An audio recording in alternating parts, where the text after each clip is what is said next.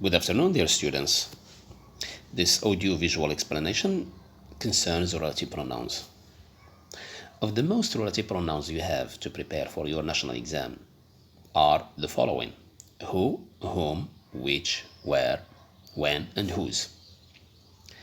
We use who and whom to refer to a person or people, like a boy, a teacher, driver, friends, Americans, actors.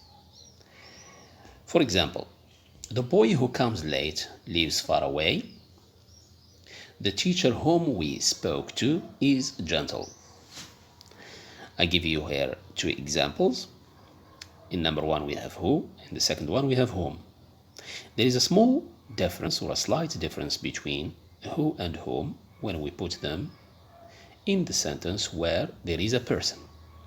The boy who comes, what do you see there? Who plus comes, who plus verb in general.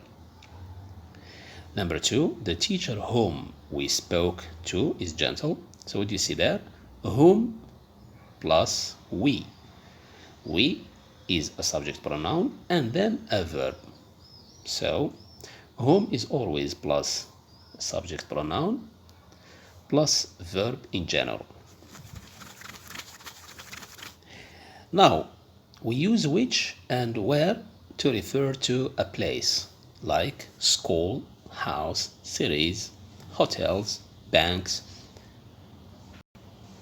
For example, the school where I study is big. The school which I love is big. I give you here again two examples.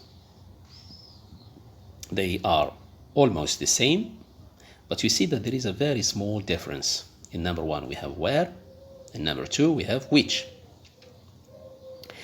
So what makes the difference then? Look, there is a verb. The first one we have the school where I study. So study is a verb that describes the first function of the place, which is the school. That's why we have where. But look at B, the school which I love. The verb love is different from study. Love, it doesn't describe the function or the job of the school. That's why we have just which. So, study describes the job of the school or is the job of the school. That's why we have where. Love doesn't describe or is not the job of the school. That's why we have which. So this is the difference between where and which for a place. I give you another example. If we say the house where I live and the house which I like or which I decorated or which I bought. So I live is the job of the place, which is the house. That's why we say where I live. But we say which I like, which I decorated, which I bought, because bought, decorated, and like are not the job of the house. That's why we say the house which I like, the house which I decorated. Okay? Now let's move to example 3. We use which to refer to objects or things like book, car, computer. So for all objects, we use which with no problem. There is no difference here. Always we use which. For example, the book which I read is interesting. The computer which Tom has is good. Now let's move to number 4.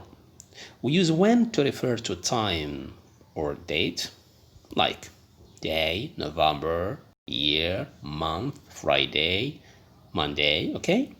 So these represent time.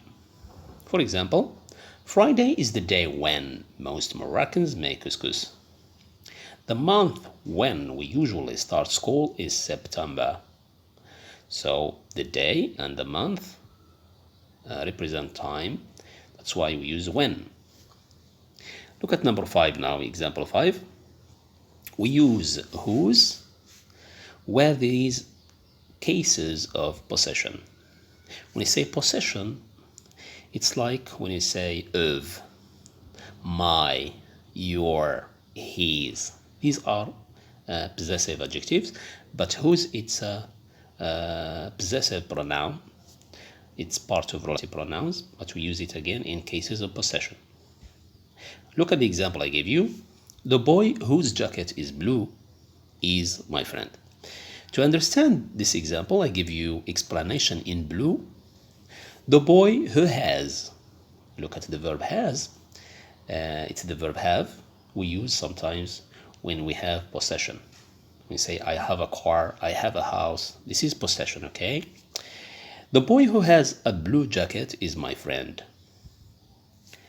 It means that the jacket of the boy. So of, it's like a synonym of whose. So the boy whose jacket is blue is my friend. Look at B. The language whose grammar is easy is English. Here again, we have whose because we have case of possession. To explain the example, look at the explanation I give you in blue. The language which has an easy grammar is English, which means the grammar of the language is easy. The grammar of English is easy. So there is case of it is possession, so we can use whose as a relative pronoun for examples that has got a possessive case. I hope I have provided you with enough information about relative pronouns. Thank you for your attention and see you next session.